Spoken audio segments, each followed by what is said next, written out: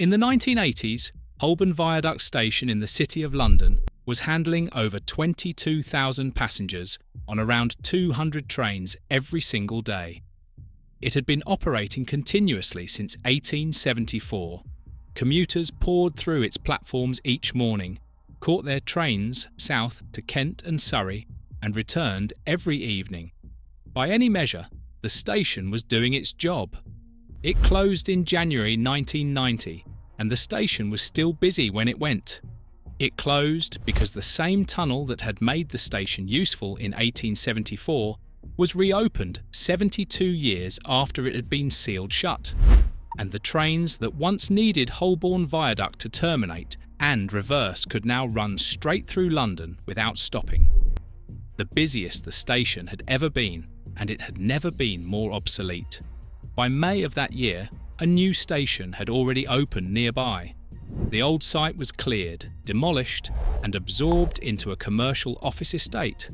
Today, you can walk past the spot where Holborn Viaduct station stood and have no idea a railway terminus ever existed there at all. But this story does not start with a railway station. It starts with a river.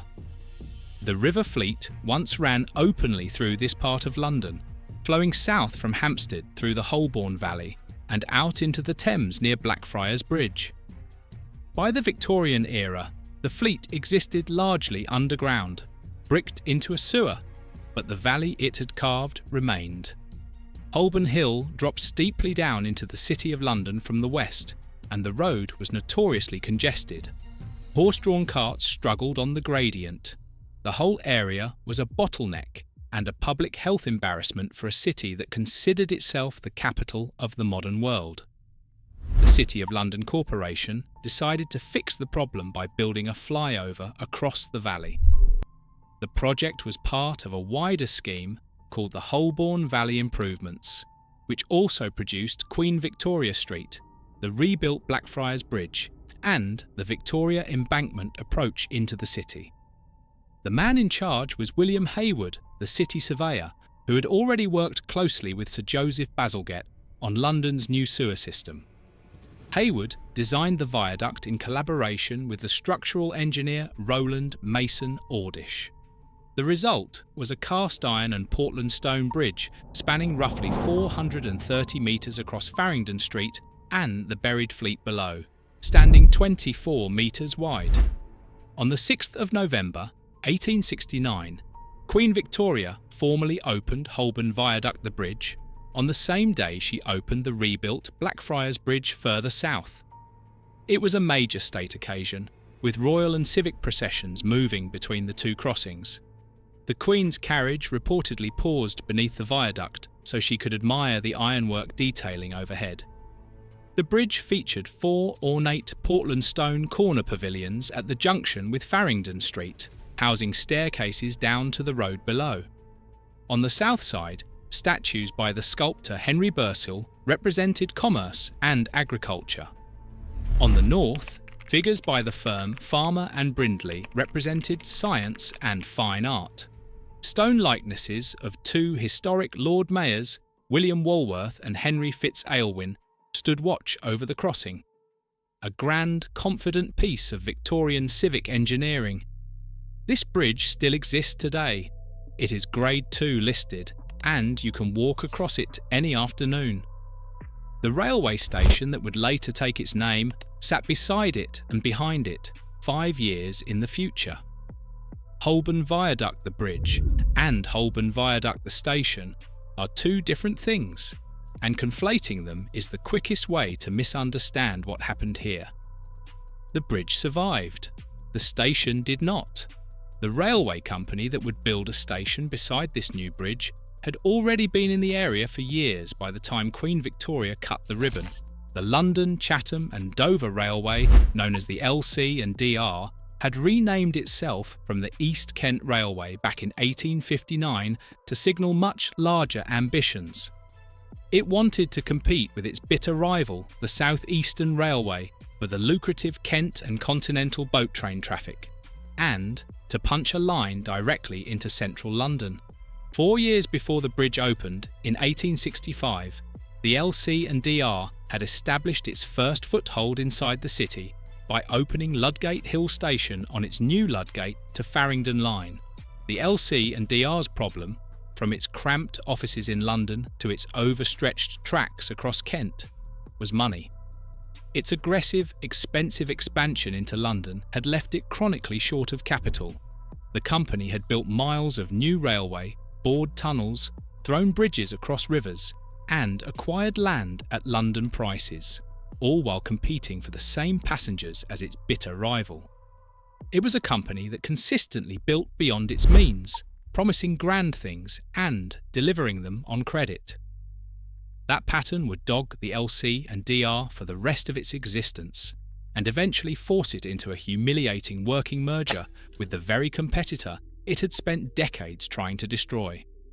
By the early 1870s, Ludgate Hill was overwhelmed. Too many trains, too little space. The company needed a second terminus nearby, but it could not afford to build one alone. Outside capital arrived from two rival railway companies. The London and South Western Railway contributed £310,000. The Great Northern Railway contributed £320,000.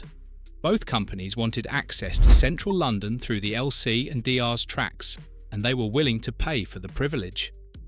A shell company called the Holborn Viaduct Station Company was created to build a short branch line, roughly 300 metres long, climbing on a steep gradient of 1 in 39 with a tight curve up from the existing Ludgate Hill to Farringdon Line to a new set of high-level platforms beside Holborn Viaduct the bridge.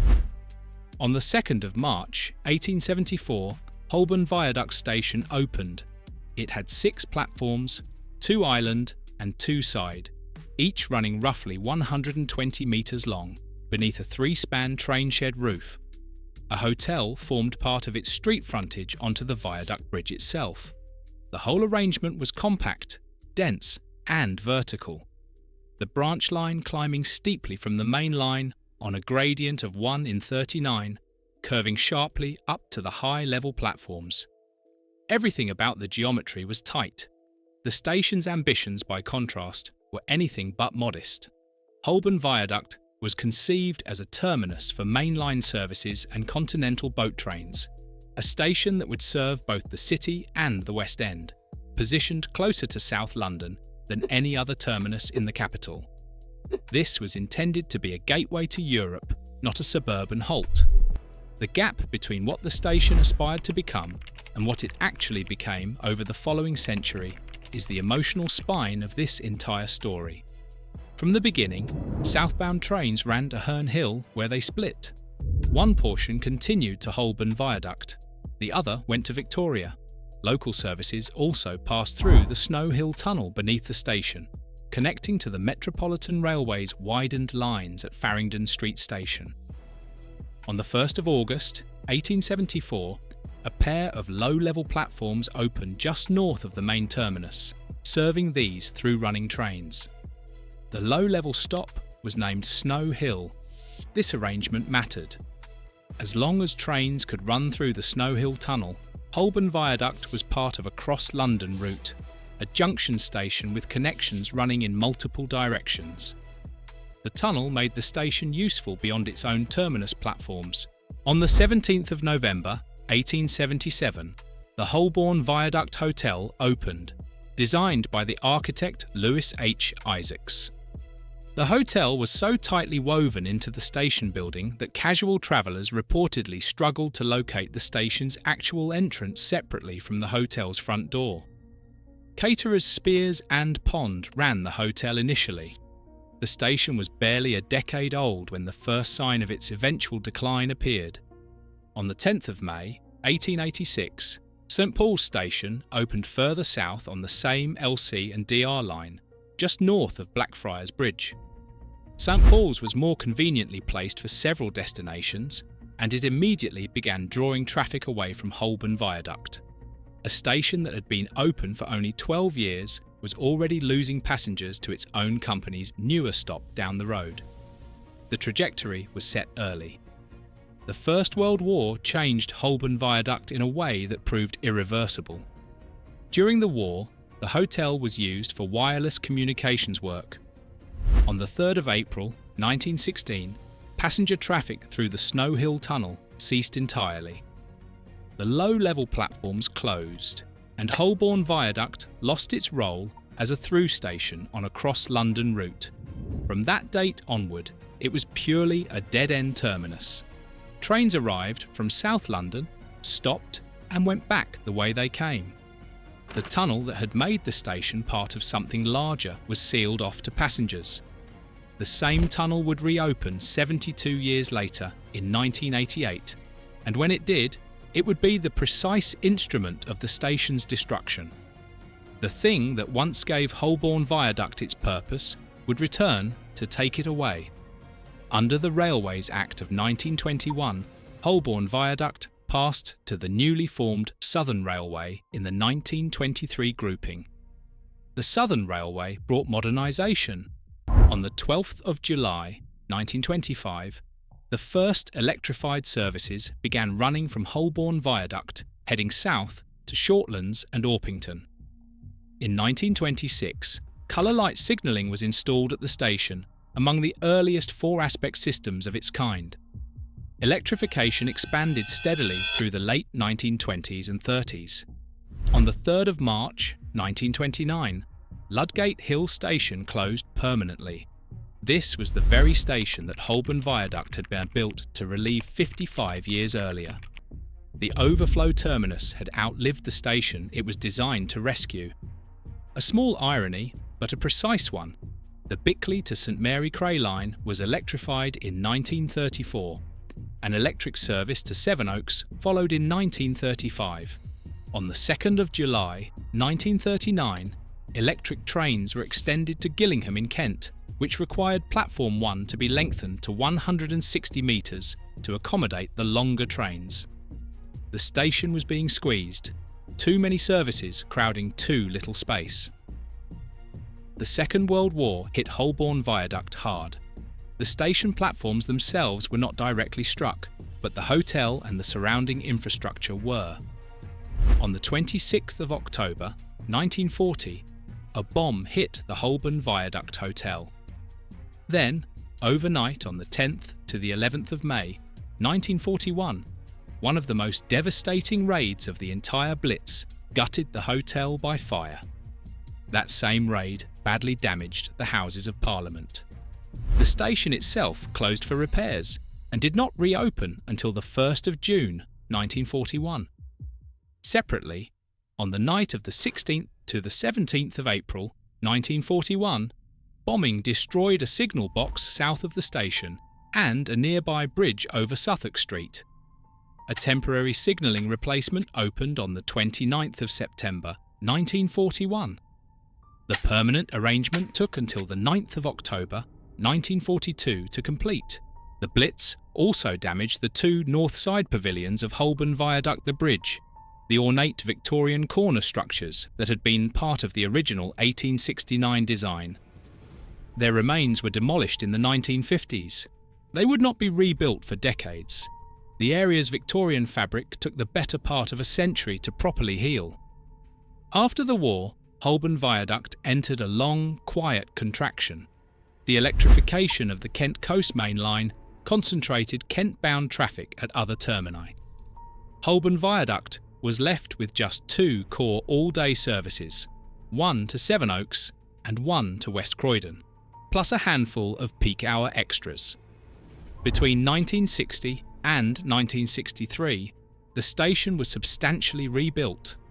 The fire-damaged shell of the hotel, which had stood as a burnt ruin for nearly 2 decades, scarred and hollow against the Holborn skyline, was finally demolished.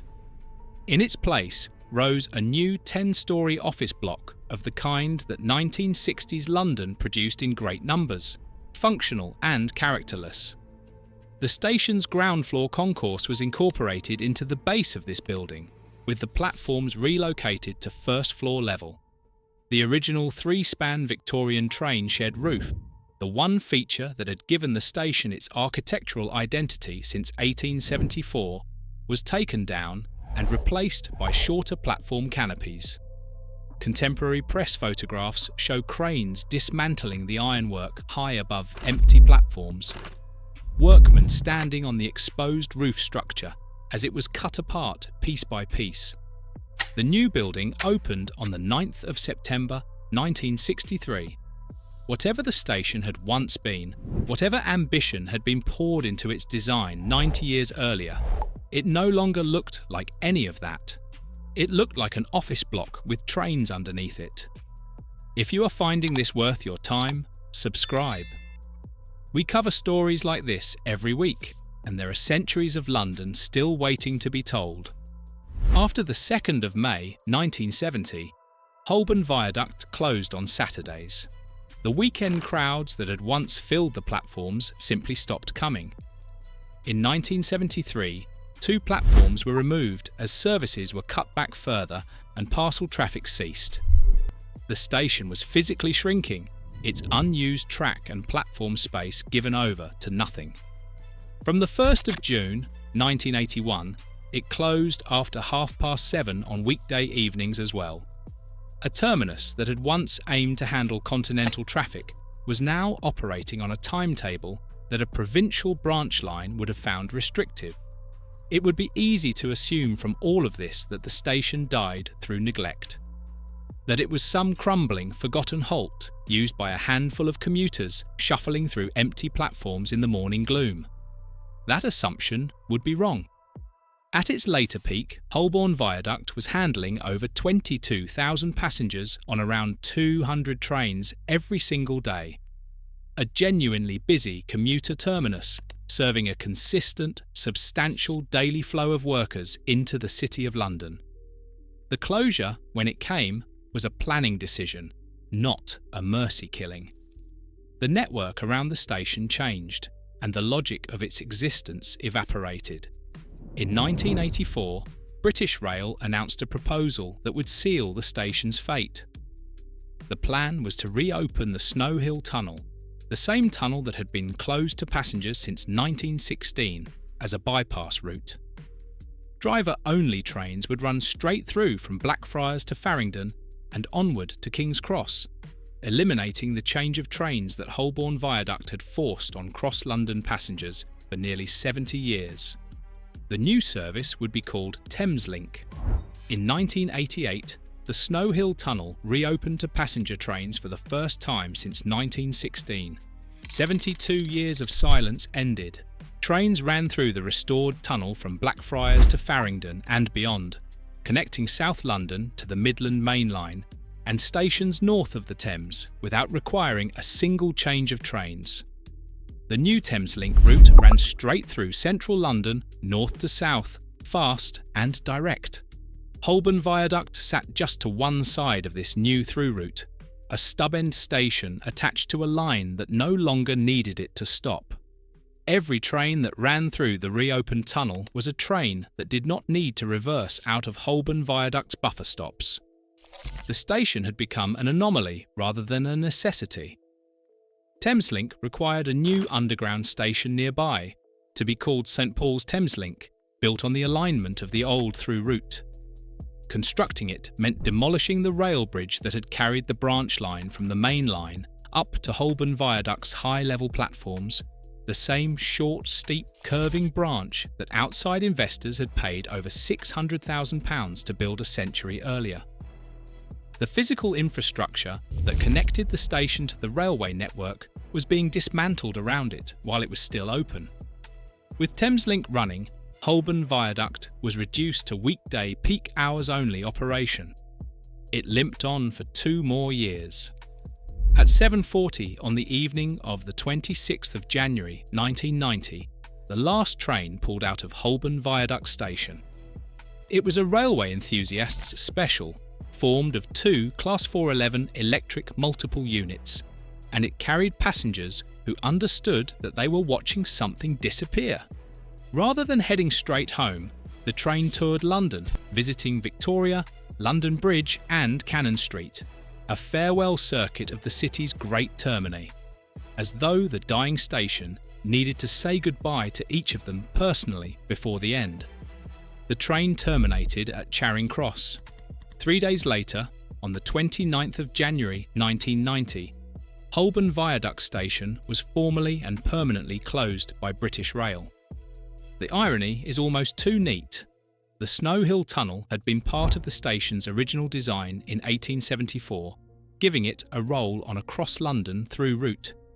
The tunnel's closure to passengers in 1916 had turned the station into a dead end, beginning its long decline, and the tunnel's reopening in 1988 as the centrepiece of a modern through-running service was the precise thing that made the station redundant. The same piece of infrastructure that once justified Holborn Viaduct's existence was the instrument that ended it, 72 years apart. On the 29th of May 1990, a new station opened nearby on the Thameslink route, named St Paul's Thameslink. On the 30th of September 1991, it was renamed City Thameslink to avoid confusion with the separate London Underground station called St Paul's on the Central Line. Parts of the old Holborn Viaduct station's frontage were absorbed into the new Thameslink station development, itself part of a wider commercial scheme funded by a property company. The site of the old terminus became part of the Fleet Place office estate, stretching from Holborn Viaduct the bridge down to Ludgate Hill. Fleet Place House, designed by the architectural practice Skidmore, Owings and Merrill, was completed in 2000. The platforms where those morning commuters had boarded their trains were buried beneath glass and steel and corporate lobbies. City Thameslink, the station that replaced Holborn Viaduct, has since grown into something far busier than the terminus it succeeded. Annual entries and exits have climbed to over 7.5 million. The replacement is now bigger than the original ever was. The wider site has never stopped being rebuilt. In 2021, the City of London Corporation approved a new office scheme at 14 to 21 Holborn Viaduct, designed by PLP Architecture, rising 10 stories on the Holborn Viaduct frontage and 12 on Farringdon Street. The development incorporated the restoration of one of the Grade II listed Portland stone gatehouses from the original 1869 bridge. In 2022, the law firm Hogan Lovells confirmed it was vacating its Holborn Viaduct headquarters ahead of demolition, relocating temporarily to Fleet Place. The old railway lands were still in the mid-2020s, being actively cleared and rebuilt. The new development at 60 Holborn Viaduct specifically rebuilt one of the ornate corner pavilions that had been damaged in the Blitz and demolished in the 1950s. For the first time since 1941, all four corners of the original viaduct junction stood complete, restored to something close to the arrangement Queen Victoria had admired on that November afternoon in 1869. The bridge was whole again. The station was gone. From the original terminus of 1874 to the office block that replaced the bombed hotel in 1963, to the Thameslink station of 1990, to Fleet Place House in 2000, to the PLP scheme still under construction today, this single city junction has been in a near continuous state of demolition and rebuilding for 150 years. The rhythm of this place is replacement. Layer upon layer, each generation clearing what the last one built and starting again. Holborn Viaduct Station served the City of London for over a century. It carried millions of passengers. It survived the Blitz when its hotel did not. It operated at genuine capacity right up to the end.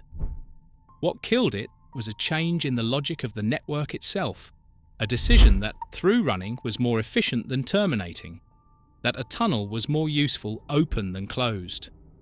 The station did exactly what it was built to do for as long as the city needed it to do it. Then the city decided it needed something else, and the station was gone within 2 years. There was no protest, no campaign to save Holborn Viaduct, no public outcry, no last-ditch preservation bid. The station was closed, demolished and built over with the same unsentimental efficiency that Victorian London had used to build it in the first place. 116 years of service reduced to a line in a planning document.